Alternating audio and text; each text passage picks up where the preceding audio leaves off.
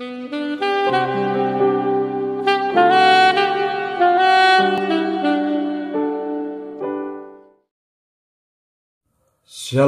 puji Tuhan kita bisa berjumpa lagi dalam materi karakter building, membangun karakter. Karena kita percaya bahwa karakter merupakan sesuatu yang sangat penting. Karisma membuat kita bisa cepat melejit, menjadi top hebat, tapi yang mempertahankan kita di posisi yang hebat top itu adalah karakter. Karena itu banyak orang yang cepat melejit ke atas, tapi juga cepat hancur oleh karena tidak ditunjang oleh karakter. Sebab itu karisma tanpa didukung oleh karakter hidup yang baik, itu suatu waktu akan menghancurkan kita. Nah, hari ini secara khusus kita akan bicara karakter yang penting dalam hidup kita, yaitu kejujuran. Dewasa ini bicara kejujuran itu merupakan suatu barang langkah dalam hidup kita. Karena itu dalam segala aspek, dalam segala hal, dalam segala lini kehidupan, kita menjumpai banyak praktek-praktek ketidakjujuran itu. Karena itu materi di hari ini akan menolong kita dalam membangun suatu karakter yang baik, yaitu bicara kejujuran. Kalau saya boleh mendefinisikan kejujuran itu secara singkat, secara sederhana adalah berkata ya terhadap ya dan tidak terhadap tidak.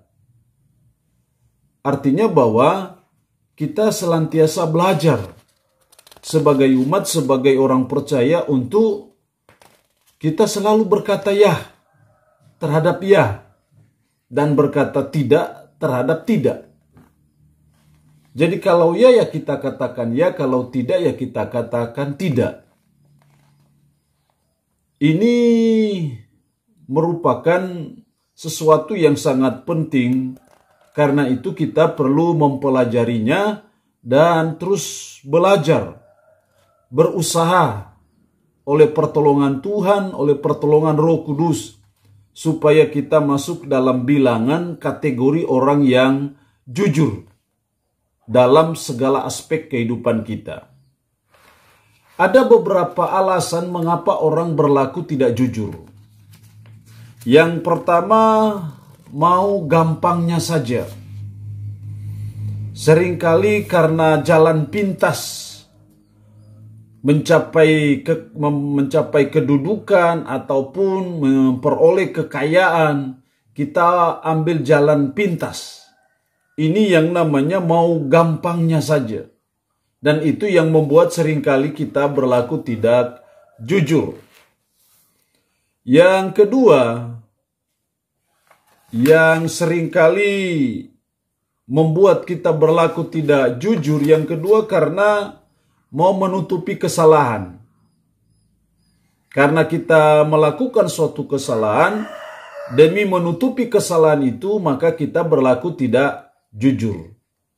Jadi itu hal-hal yang membuat kita berlaku tidak jujur. Yang ketiga, yang seringkali menjadi penyebab yang membuat kita bersikap tidak jujur adalah mencari keuntungan pribadi. Karena mengejar keuntungan, karena mengejar kekayaan yang halal, yang haram, makanya kita berlaku tidak jujur. Yang berikut, hal-hal yang membuat kita berlaku tidak jujur karena kita dipaksa ataupun terpaksa. Mungkin kita dipaksa oleh orang tua, oleh pimpinan, oleh siapapun juga. Jadi bisa oleh orang lain, tapi bisa juga karena situasi dan kondisi yang memaksa kita untuk berlaku tidak jujur. Yang kelima yang membuat kita, hal-hal yang membuat kita berlaku tidak jujur adalah karena kita takut mengalami kerugian atau kesusahan. Biasanya dalam dunia perdagangan, karena kita takut mengalami kerugian, karena kita takut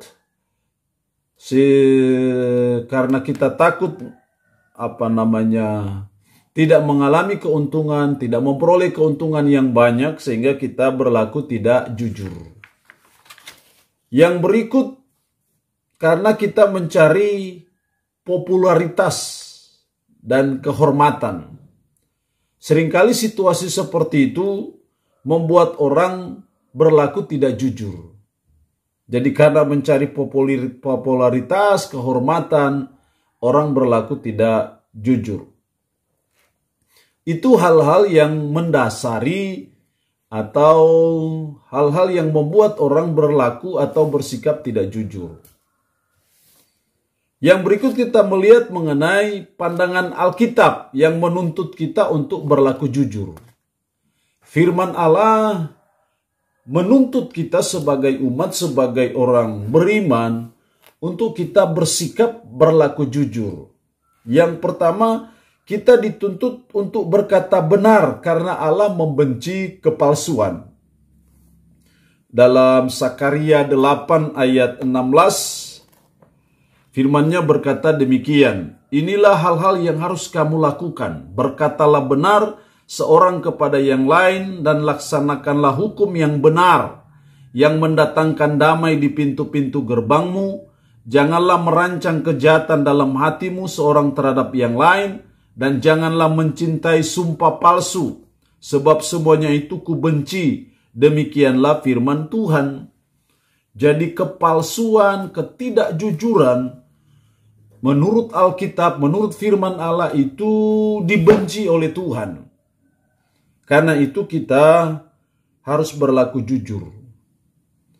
Yang kedua, kita adalah murid-murid Yesus yang harus menjadi kesaksian baginya. Sebagai anak-anak Tuhan, sebagai orang beriman yang sudah ditebus dengan darah yang mahal di Bukit Golgota, firman Allah menuntut kita untuk kita menjadi saksi bagi Kristus. Salah satu wujud nyata dari kita menjadi saksi bagi Kristus adalah kita berkata ya terhadap ya dan tidak terhadap tidak. Kita berlaku jujur. Dimanapun kita ada, dimanapun kita melaksanakan tugas, tanggung jawab kita harus menjadi saksi bagi Kristus. Kita harus menjadi garam dan terang, menjadi role model dalam membangun suatu karakter yang baik dimanapun kita bersikap jujur. Jadi Tuhan menuntut kita sebagai anak-anaknya, sebagai muridnya, sebagai pengikutnya, untuk kita menjadi contoh dalam segala aspek kehidupan mengenai kejujuran. Dalam 1 Yohanes 2 ayat 6, barang siapa mengatakan bahwa ia ada dalam dia, ia wajib hidup sama seperti Kristus telah hidup. Seperti Kristus yang berkata ya terhadap ya, tidak terhadap tidak, yang selalu bersikap jujur, maka itu yang dituntut dari saudara dan saya sebagai umatnya. Yang ketiga, prinsip Alkitab, jika ya katakan ya, jika tidak katakan tidak. Dalam Matius 5 ayat 37 firman Allah berkata demikian, jika ya hendaklah kamu katakan ya, jika tidak hendaklah kamu katakan tidak. Apa yang lebih daripada itu berasal dari si jahat. Jadi firman Allah mengharuskan kita, mengajar kita untuk kita berlaku jujur, ya terhadap ya dan tidak terhadap tidak. Yang keempat, berbohong atau tidak jujur adalah sifat iblis. Yesus dengan tegas mengatakan bahwa iblis adalah pendusta. dan bapa segala dusta. Oleh karena itu, siapa yang berkata tidak jujur atau bersikap tidak jujur adalah hal yang tidak benar, dan itu adalah anak iblis. Dalam Yohanes 8 ayat 44, Yesus bersabda, "Iblislah yang menjadi bapakmu dan kamu ingin melakukan keinginan-keinginan bapakmu. Ia adalah pembunuh manusia sejak semula dan tidak hidup dalam kebenaran, sebab di dalam dia tidak ada kebenaran. Apabila ia berkata dusta, ia berkata atas kehendaknya sendiri, sebab ia adalah pendusta dan bapa segala dusta." Itulah iblis. Jadi kita belajar untuk kita tidak menjadi pengikut iblis yang tidak berlaku jujur, tapi kita berlaku jujur, kita tidak berbohong. Itu dasar-dasar Alkitab, firman Allah yang menuntut kita untuk kita berlaku jujur ataupun bersikap jujur. Kita harus berlaku jujur dalam seluruh sisi kehidupan kita, dalam segala aspek. Bukan sifatnya parsial-parsial pada bagian-bagian tertentu saja, tapi itu harus secara komprehensif, secara menyeluruh dalam segala area, dalam segala aspek, dalam segala segi kehidupan kita. Kita harus belajar untuk menjadi orang yang jujur, dan saya percaya Roh Kudus sebagai Parakletos, sebagai penolong, akan menolong kita untuk menjadi orang yang jujur. Jadi dalam segala aspek kehidupan. Yang pertama dalam aspek kehidupan kita harus berlaku jujur. Yang pertama dalam beribadah. Kita harus jujur dalam beribadah. Dalam Matius 23 ayat 1 sampai 36, Yesus mengecam ahli-ahli Taurat dan orang-orang Farisi yang tidak jujur di dalam ibadah mereka. Apa ketidakjujuran mereka? Mereka tidak melakukan apa yang mereka ajarkan. Mereka hanya pintar mengajarkan tapi tidak pintar dalam melakukannya. Mereka hanya ahli terhadap Taurat, terhadap firman, tapi tidak ahli dalam melakukan firman. Itu bagi Yesus adalah suatu sikap ketidakjujuran ataupun kemunafikan. Ibadah yang mereka lakukan hanya agar dilihat orang. Motif ibadahnya hanya untuk memamerkan, untuk mempertontonkan kepada orang lain, dan bukan motifnya kepada Tuhan. Itu adalah ketidakjujuran kita yang terselubung dalam hal ibadah. Karena itu dalam ibadah kita harus bersikap jujur. Artinya bahwa kita ibadah ini karena saya mengasihi Tuhan. Sehingga saya mau datang beribadah kepada Tuhan, datang sembahyang. Bukan sekedar legalisme karena memenuhi hukum. Tapi Tuhan mau kita datang ibadah karena saya mengasihi Tuhan. Bukan karena hukum berkata bahwa saya harus mengingat dan menguduskan hari Sabat. Tapi karena saya mengasihi Tuhan, saya datang beribadah kepada Tuhan. Tapi juga kita belajar dalam hidup untuk kita selalu melakukan apa yang difirmankan Tuhan. Sehingga ibadah kita berkenan kepada Tuhan. Jadi dalam area level segi hidup kita, dalam hal beribadah pun dituntut kejujuran. Yang kedua, dalam area di dalam pelayanan. Dalam pelayanan kita kepada Tuhan pun, kita harus berlaku jujur. Karena pekerjaan yang kita lakukan adalah pekerjaan pelayanan terhadap Tuhan. Kita bukan melayani manusia, kita melayani Tuhan. Yang tahu siapa diri kita, yang tahu segala aspek kehidupan kita. Karena itu kita harus berlaku jujur dalam pelayanan. Dalam 2 Korintus 2 ayat 17 firman Allah berkata, sebab kami tidak sama dengan banyak orang lain yang mencari keuntungan dari firman Allah. Sebaliknya dalam Kristus kami berbicara sebagaimana mestinya dengan maksud-maksud murni atas perintah Allah di hadapannya. Banyak orang yang mencari keuntungan dari firman Allah, keuntungan dari pemberitaan firman. Kita belajar untuk kita jujur. Dalam Markus 12 ayat 14, orang-orang itu datang dan berkata kepadanya, Guru, kami tahu engkau adalah seorang yang jujur, dan engkau tidak takut kepada siapapun juga, sebab engkau tidak mencari muka, melainkan dengan jujur, mengajar jalan Allah dengan segala kejujuran.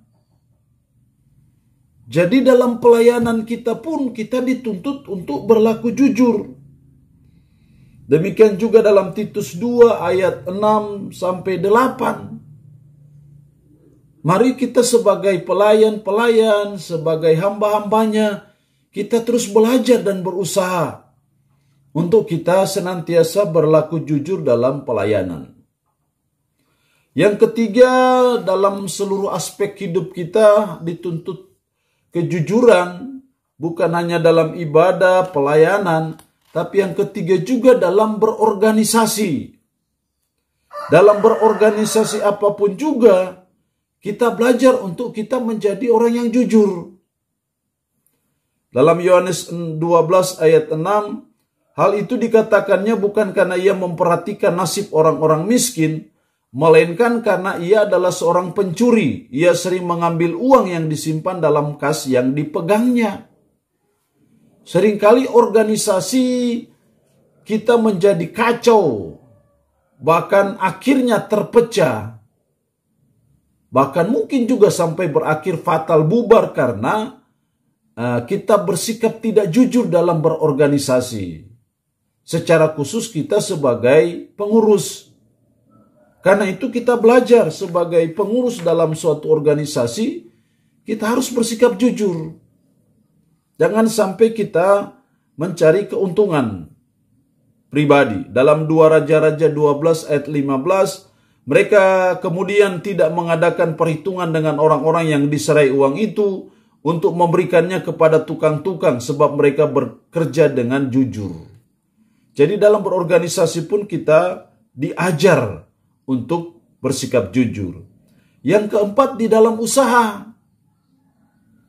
Kecenderungan kita menghalalkan segala cara untuk memperoleh keuntungan sebanyak-banyaknya, sampai akhirnya kita bersikap tidak jujur. Tuhan mau kita bersikap jujur. Imamat 19 ayat 35-36.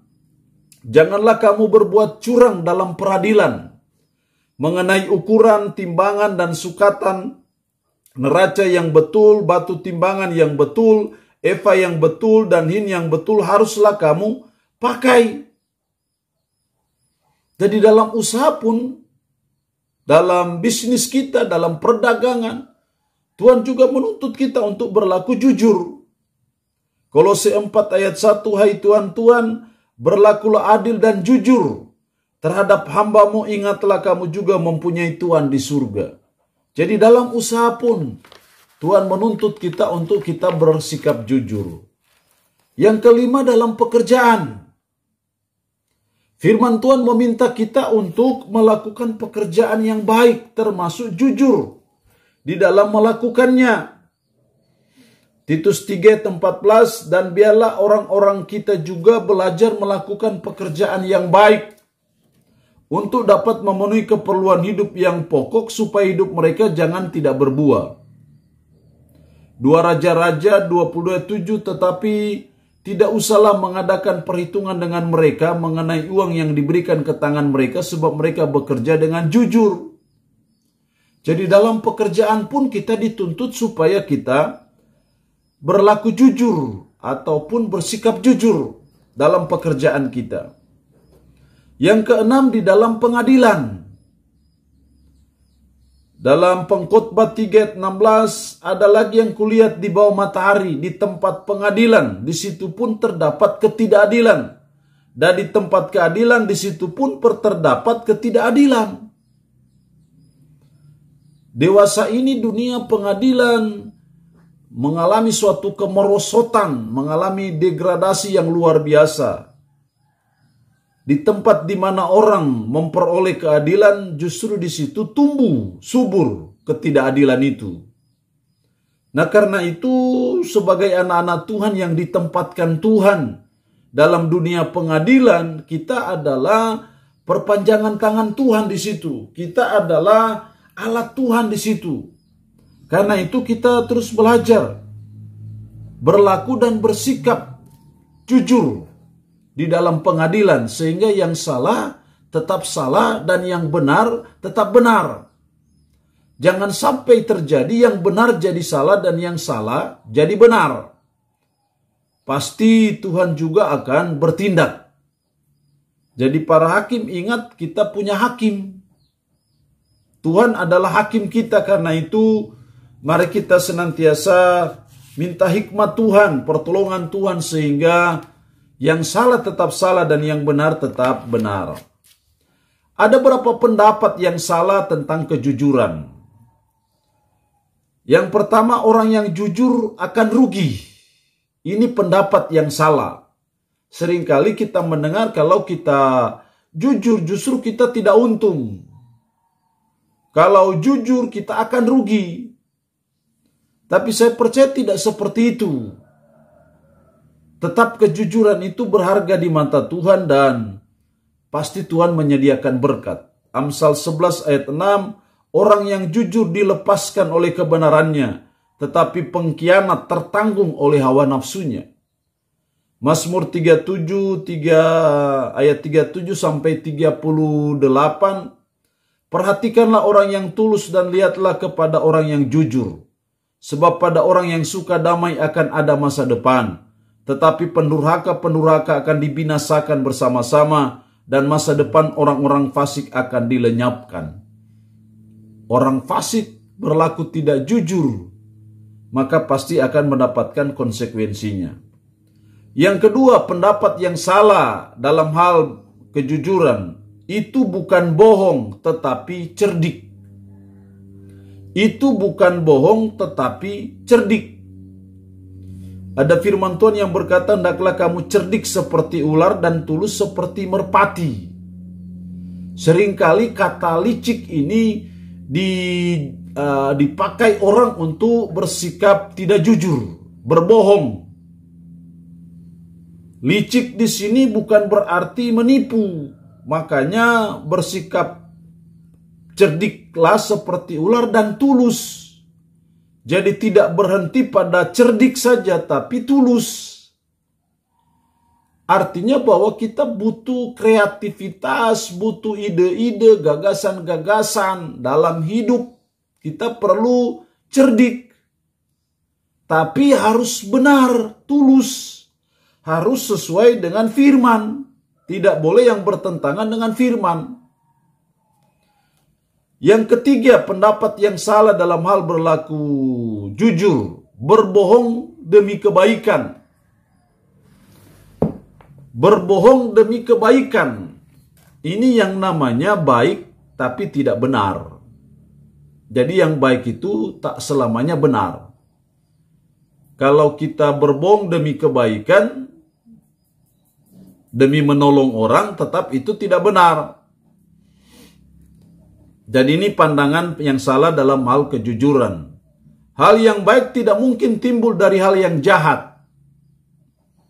Roma 3:8, bukankah tidak benar fitnahan orang yang mengatakan bahwa kita berkata, marilah kita berbuat yang jahat supaya yang baik timbul daripadanya. Orang semacam itu sudah selayaknya mendapat hukuman. Jadi kita tidak bisa berbohong demi kebaikan. Apapun kebaikan itu, tetap itu tidak benar. Tidak boleh. Tidak boleh firman Tuhan itu direlatifkan hanya oleh situasi dan kondisi apapun. Tetap yang namanya berbohong itu tetap tidak benar. Dusta tidak mungkin berasal dari kebenaran. 1 Yohanes 2:21. Aku menulis kepadamu bukan karena kamu tidak mengetahui kebenaran, tetapi justru karena kamu mengetahuinya dan karena kamu juga mengetahui bahwa tidak ada dusta yang berasal dari kebenaran. Tidak ada dusta yang tidak benar, yang benar. Dusta itu selalu tidak benar. Kebohongan itu selalu berasal dari si jahat, yaitu iblis, karena dia adalah bapa dari segala pembohong. Yang terakhir kita akan melihat mengenai berkat. Ada berkat Tuhan bagi saudara dan saya bila kita berlaku jujur, bila kita bersikap jujur. Yang pertama, Tuhan mau bergaul erat dengan orang jujur.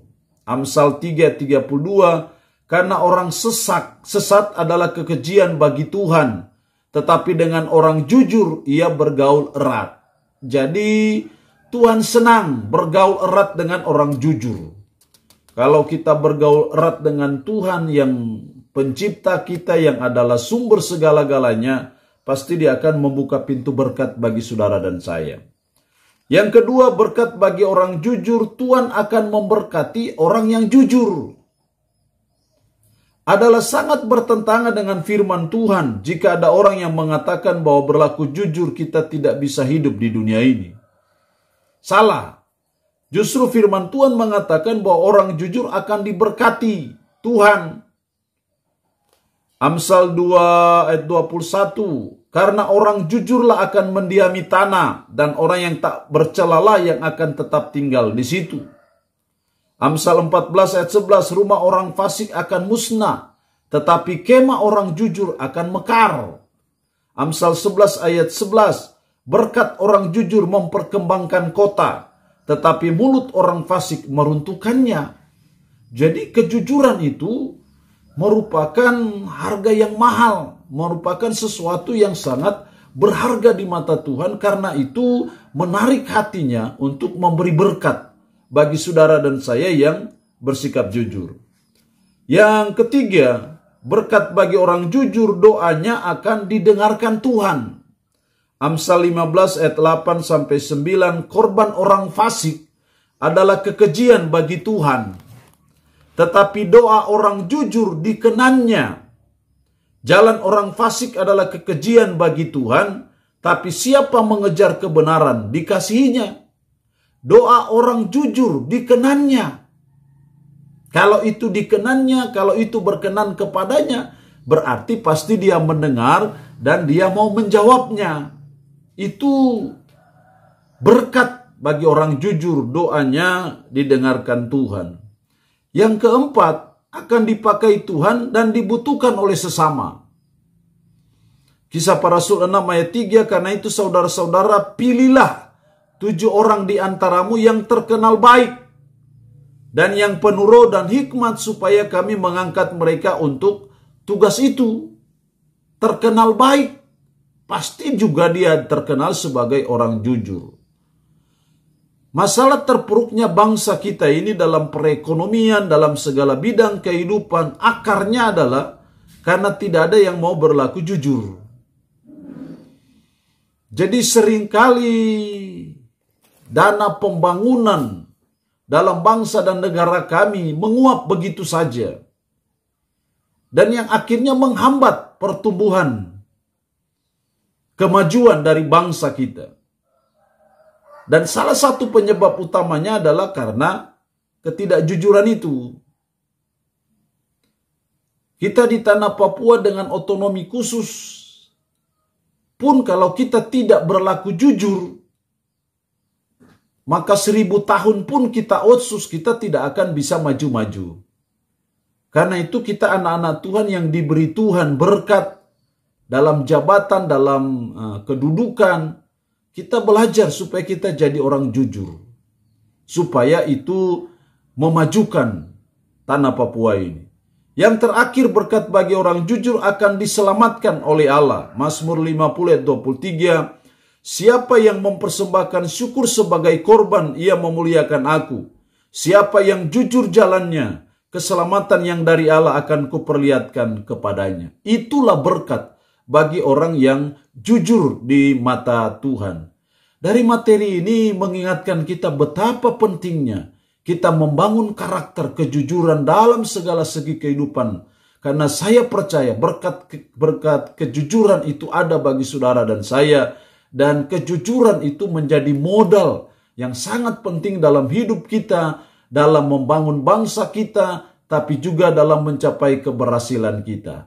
Tuhan Yesus memberkati kita dengan materi karakter building di hari ini. Shalom, Tuhan Yesus memberkati.